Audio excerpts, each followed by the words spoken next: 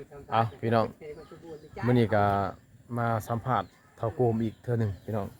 มื้อนี้จะถามเราเกี่ยวกับฮีตของประเพณีของชนเผ่าบรูคือเก่าพี่น้อง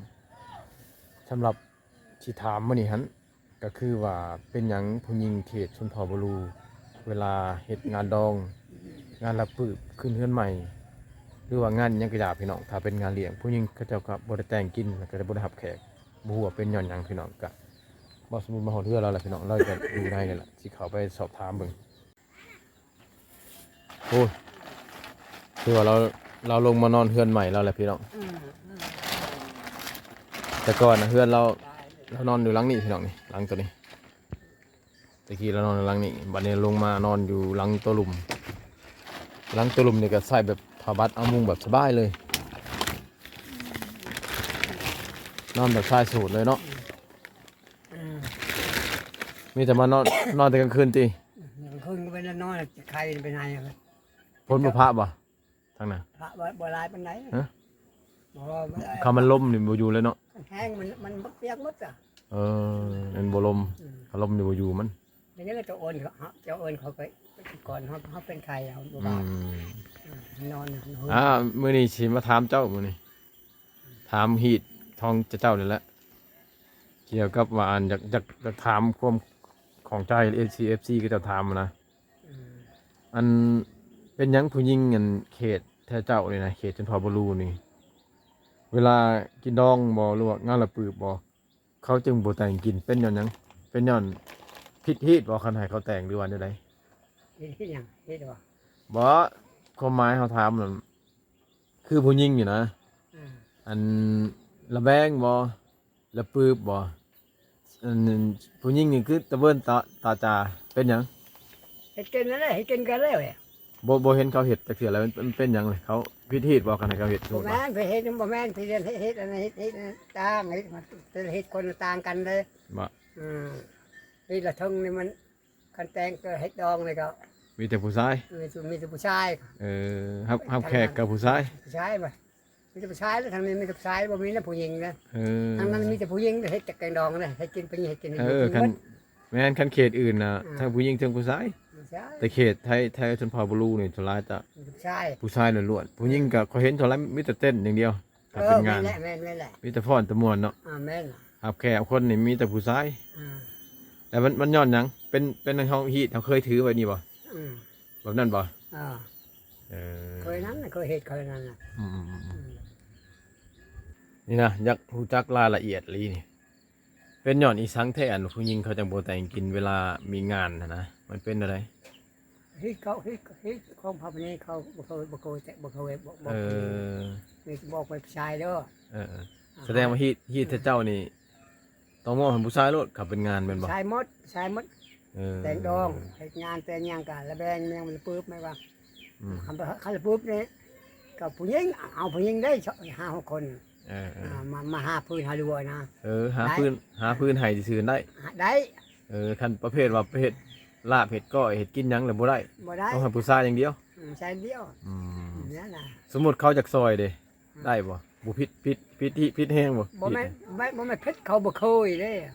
บ่เคยเฮ็ดว่าพนี้เขาบ่เคยเขาบ่ช่วยผู้ชายเฮ็ดเองสรุปแล้วนี่มันความชินเคยพี่น้องเรื่องฮีตนี่ก็บ่เกี่ยวกันปานใดพี่น้องเอ้ยสำหรับเขตชนเผ่าบรูนี่นะส่วนหลายเฮาเห็นเวลาเขาเจ้าเป็นงานนะพี่น้องเป็นงานแบบว่าเห็ดบุญบ่เห็ดดองบ่ขึ้นเฮือนใหม่บ่นี่นะประมาณนี้พี่น้องส่วนหลายจะเห็นแต่ผู้ชายเห็ดกินผู้หญิงก็เจ้าจะบ่จักบ่บายก็เจ้าจะมีแต่ฟ้อนแต่ม่วนอย่างเดียวหรือสิว่าอีกอย่างนึงว่าเป็นความสิ้นเคยของเขาเจ้ามาแต่พ่อแต่แม่ก็ว่าแม่นพี่น้องขึ้นมาอยู่ในดักมือแหละเกินตัวนี้2-3 มื้อแหละ2-3 มื้อบ่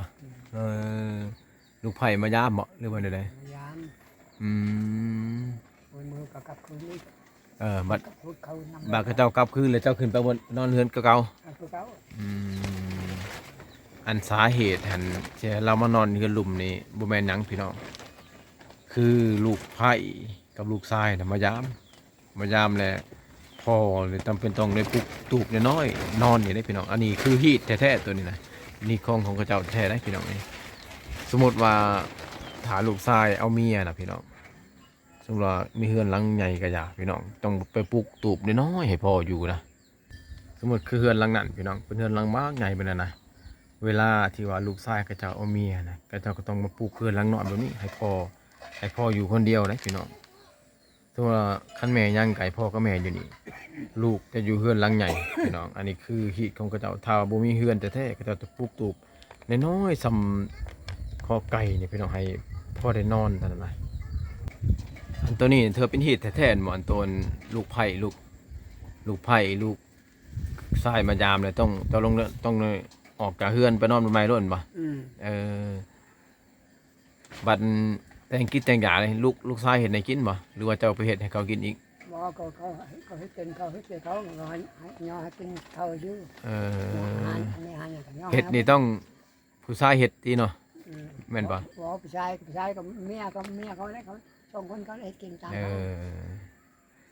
แต่เจ้าบ่มีสิทธิ์เฮ็ดเลยส่งนะส่งเข้ามาสมมุติฐานเฮือนเจ้ามีหลายคนเนี่ยถ้าเขาไปนอนใส่สมมุติว่าบ่ทันได้เอาเมียเอาหยังนะสมมุติว่ามันมีน้องอีกหม้อนั่นน่ะ